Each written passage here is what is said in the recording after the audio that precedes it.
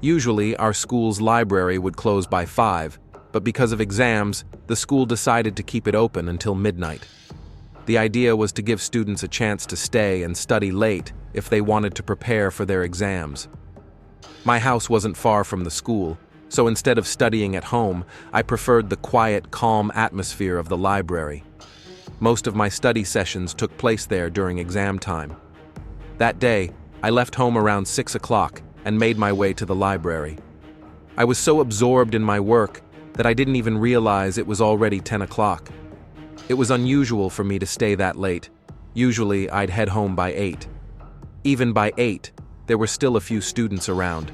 But at 10, the library was eerily silent. I only had about 10 to 15 minutes left of studying, so I decided to finish up quickly and then go home. I was completely lost in my work when I heard it, a faint, limping sound. I quickly packed up my things and hurried out of the library.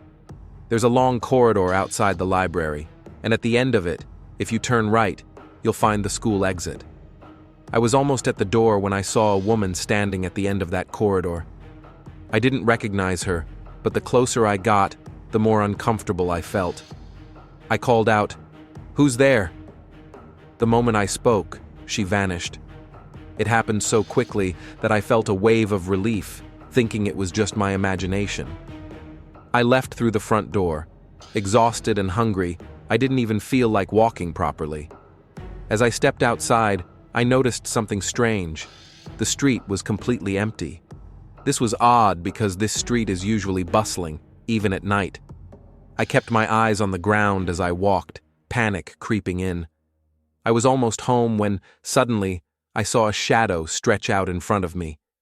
But there was no one around. When I lifted my head, I saw her. She was walking in front of me. The woman looked strange, almost disabled, as if she was having difficulty walking. She moved so slowly that I caught up with her in no time. Now that I was close, I could see her more clearly. Her clothes were torn and dirty. Her hands and feet were twisted unnaturally. Her hair was disheveled and messy. It was unlike anything I had ever seen before. I stopped in my tracks.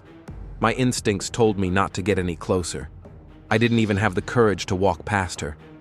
Then, she turned to me and said, "Where are you going?" I froze, unable to speak. Shock had paralyzed me. I couldn't move or respond. I pointed as far away as I could, hoping she would go in that direction and leave me alone. She limped toward where I had pointed and walked so far that I could no longer see her. I felt a surge of terror, the thought of her appearing in front of me again overwhelming my mind. Without thinking, I ran as fast as I could, my only thought being to find someone, anyone, who could help me.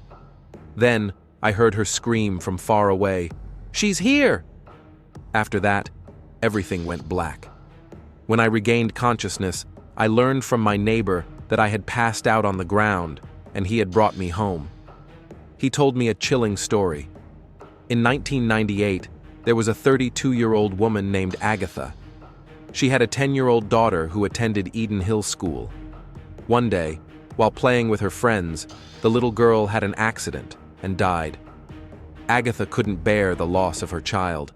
From then on, Agatha's ghost was seen roaming around the school and the surrounding area, searching desperately for her lost daughter.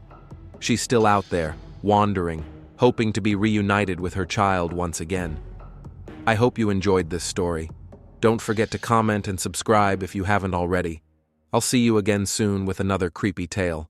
Until then, stay safe.